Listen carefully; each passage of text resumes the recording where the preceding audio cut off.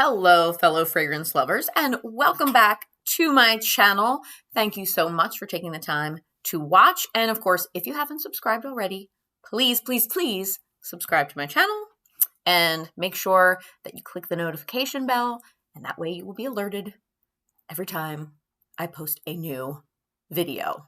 I'm sure you are waiting on the edge of your seat for that all the time. So that's what you need to do. But I would really appreciate, as I start my channel, grow my channel, that you like this video if you do like it, and subscribe.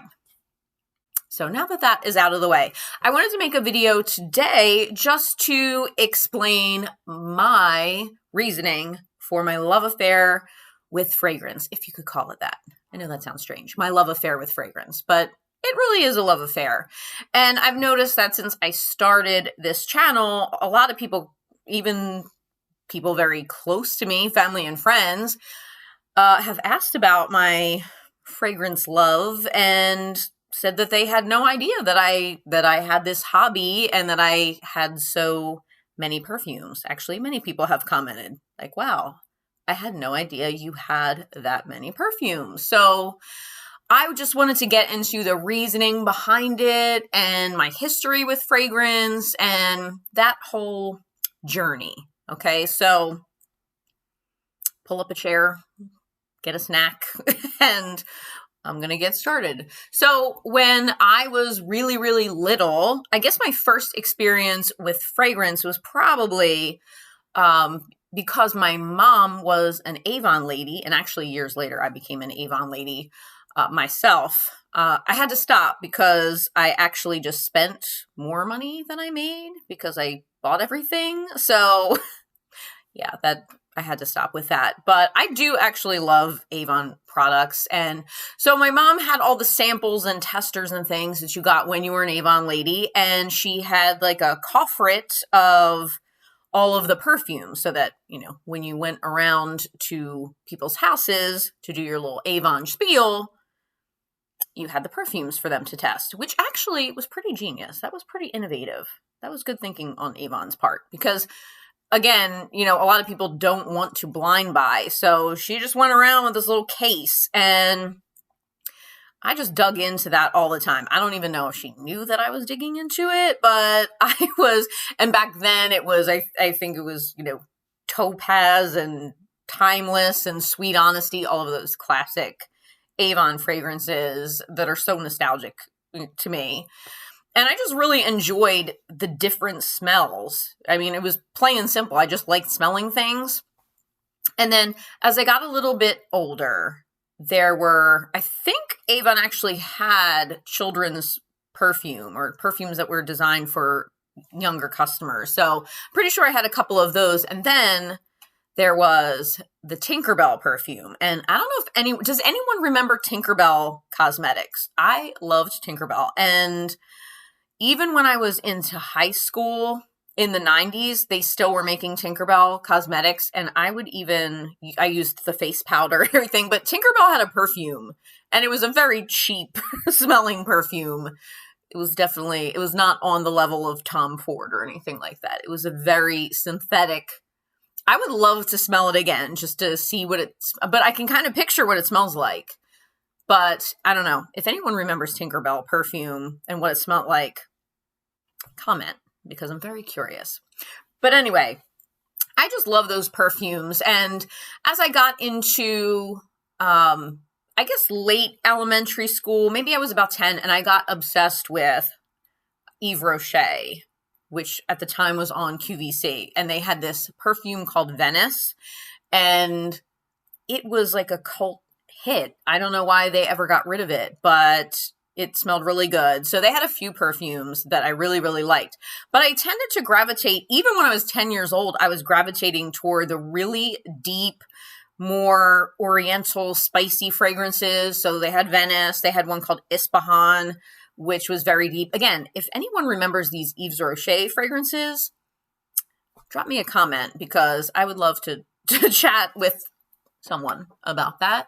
They were incredible. And I have tried more recent Yves Rocher fragrances. I think they are wonderful. I don't really get the orders very often anymore. I don't know. I used to get the mailers regularly. So I don't know. I guess I'll have to do another little order and check out what the fragrances are like now. But anyway, so yeah, late elementary school and then through middle school, I really liked Yves Rocher fragrances. And again, more toward, I liked the deeper spicy scents even then. And I also started smelling Chanel fragrances, which I really liked. And I just thought they were very sophisticated. And I always wanted to be an adult, even when I was little. So I always gravitated toward more mature things. So then in middle school, that was the heyday of exclamation. I used to wear exclamation, and then, which was still kind of on the deeper side. And then I did go through a phase in my teens where I liked very citrusy fragrances. I used to wear Love's Lemon, and I also wore some Bonnie Bell Smackers. Used to have, like, the lip smackers. They had a line of perfumes. Also, does anyone remember this? They had different perfumes that matched the lip balms, and they sold them as gift sets. And I remember one Christmas I got, I think, every one of them. That was all I wanted that Christmas, was the Bonnie Bell sets with the lip smacker and the matching lip smacker perfume. And I think the strawberry one was my favorite. I know I had an apple one. There were a few of them. They were very, very fruity, very, very sweet. And that's just kind of what I liked at the time. And then in my late teens, early 20s, I worked for Strawbridge's department store, which is a big department store that is no longer around, in the Northeast here. But I went to beauty school and started working for Clinique for a couple of years. So I worked at a Clinique counter. And I think, that's why recently with the pandemic and everything going on, I'm just thinking of happier times and my youth, and I don't know, just getting very nostalgic and trying to figure out what the connection is with fragrances, because, the sense of smell is the most powerful sense that is tied to memory. So I've just been longing, I guess, for simpler times, happier times. And I think back to the days where I worked in a department store, and altogether, I worked in a department store for 6 years. 2 of them were at Clinique, and then I was in different departments, but I was always around the fragrance counters. And I mean, that job sucked in a lot of ways, especially the pay, but there were some great things about it because, I don't know, looking back, I didn't really have that much responsibility, not like I have now. And it was just a fun job overall. And I worked with really great people. So when I worked that job in my early 20s, I constantly was going around to different perfume counters and smelling what was new. And at the Clinique counter, the rule was you were not allowed to wear anything except Clinique fragrances. And of course, I broke that rule. Don't tell anybody. I broke that rule all the time because because at the time, all we had was Aromatics Elixir and Happy. And sometimes they'd have that one called Wrappings, which I didn't like at the time. It's very ginger. It smelled kind of like ginger ale, but now I think I would really like it because my tastes have changed.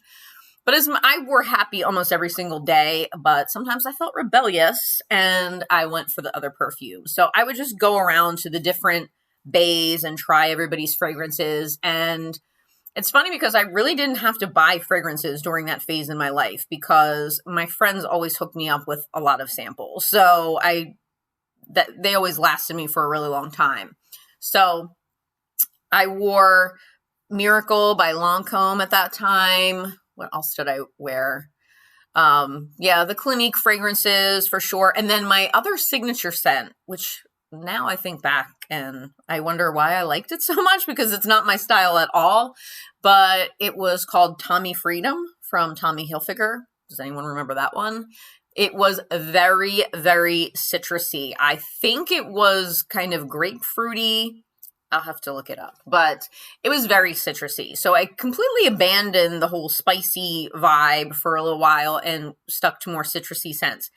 And the funny thing was, at the time, Angel was, had just burst on the scene and was causing this sensation, and everyone was flocking to get the Angel. And if no one was working at that counter, they would ask, someone from another counter to help customers over there. And they did have the refillable bottles. I'll give them credit for that. I think they were probably one of the first, maybe even the first to do, the station where you refill the bottles. I don't really remember anyone else doing that. I used to throw such a fit when my manager told me I would have to go help a customer at the Angel station. I'd be like, I am not going over there. That perfume makes me sick. It's too strong. And of course, now I actually love Angel, but at the time, I guess my nose was a lot different and I liked lighter fragrances. So what else did I wore, so again, this is a little bit embarrassing, but I wore the Candies perfume. I always loved the people who were spokespeople for that, like Carmen Electra. I don't know. I fell for it. And that's another one I would love to smell now and see if I liked it. But, So that was my department store phase. But I have to say, it really got me into designer fragrances because I really just had worn drugstore fragrances before that. And I think it also helped me realize that the power of perfume and the transformative quality of perfumes, that you could switch your perfume depending on the mood. And I really, really love that about fragrance. And that's one of the things that still keeps me addicted to fragrances, is that you can almost change your personality with every fragrance that you wear and have some variety. And then I started getting into the actual art of perfume and notes. And of course, when the internet came along, because I'm old and, for a while I lived my life without internet. But once that happened and I had so much more access and could order different perfumes online, I got really into fragrances and just always enjoy trying new ones and experimenting. And I remember at one point, I think I was still in high school, or maybe I was even early 20s, but I got a set. I think it was designed for little girls, but I had fun with it. But it was a little like Perfume Maker Set with different notes, and I would mix them and make my own perfume. And I still would really love to do that. I haven't done that. Has anyone ever done those? I know there are certain websites where you can design your own fragrance or come up with a blend of your own fragrance. I still really want to do that. I think that is such a cool thing. And name it something fabulous, of course. So then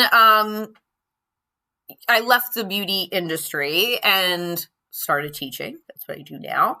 And, I think you're just really aware when you're working with the public. You're definitely aware of what you smell like, and also taking into consideration what the people around you maybe want to smell or don't want to smell. So sometimes I still feel a little self-conscious wearing my stronger perfumes, because sometimes my students will be like, whoa, something smells really strong. I'm like, oh, that's me. So an educational environment is a little bit different from, when you're working in a department store where it's kind of expected that you're going to be smelling all these perfumes in the air. But I just still really, really love fragrances and love discovering new fragrances. So I guess I've had a renewed interest in fragrance in the past, year and a few months during the whole pandemic situation. And I guess I'm not the only one, because I was just watching a video yesterday saying that, fragrance sales have skyrocketed over the past year. And there are a few different theories behind it. And one of them being, other personal care products aren't being used as much. People aren't buying makeup so much, but they still want to buy something to make themselves feel good. So they will buy fragrances. And also, there's more blind buying. There's more kind of experimentation, and people looking just for a diversion, I suppose. So I think I fall into that, actually all of those reasons I think apply to me on some level, but I definitely moved away from buying so many cosmetics to buying more fragrance. So that's kind of where I am now. And then, of course, I started watching fragrance YouTube videos and found some YouTubers that I really, really like in the fragrance community. And I think it's just a wonderful community. As I said in my first video, the beauty community, I feel, had gotten a little bit too controversial. I mean, it's makeup. I don't know why it became such a controversial thing, and people getting really nasty with each other and suing each other. And it just really got like blown out of proportion, a lot of the drama that was in the makeup community or beauty community. And it just really turned me off. So I started watching more fragrance videos, and I find that for the most part, the YouTube fragrance community is really positive, really uplifting. I feel there's good communication between fragrance YouTubers, because I see some of my favorites, collaborating with each other and talking to each other. And I'm hoping that someday someone will want to collaborate with me. Someone adopt me, please. Fragrance YouTuber, adopt me so that we could do a collaboration. But anyway, I just think it's a much more positive community. So I'm really excited to start this fragrance YouTube journey, but I'm learning so much just from everyone here on YouTube, and learning terms that I didn't know before, and learning about brands that I didn't know about before. Definitely more niche fragrances. So I think it's really exciting, and I think I will continue to be into this for a good long while. But again, I think I'm just getting very nostalgic and thinking a lot about my youth and when I used to work around perfume all the time and try new perfumes all of the time. And I guess in a sense, I'm recreating that a little bit by surrounding myself with so many perfumes. So that is the story about my love affair with fragrance. I would love you to comment and tell me when you started to get into fragrance, and maybe some of the experiences you've had, and even what memories you tie to things. I mean, I think it's amazing how you can smell a certain perfume from a certain point in your life, and it will take you right back to that place. Like, you can just imagine that moment all over again based on the smell. So one of the videos I want to do in the future is a video about fragrances that I used to wear that are still around that I can still get my hands on, like Exclamation, and see if I still like them, because some of them I haven't smelled in a really long time. Another one I used to wear a lot was Sand and Sable. I know they still make that one. So look for that in the future. I think I'm going to do a video about that. Like, do I still like my middle school perfumes? So let me know if you'd like to see that. So if you've stuck with me through this very chatty video, thank you. I appreciate it. And again, if you haven't subscribed already, I would really appreciate it if you did. And thank you so much for watching, and I will see you next time. Have a great day.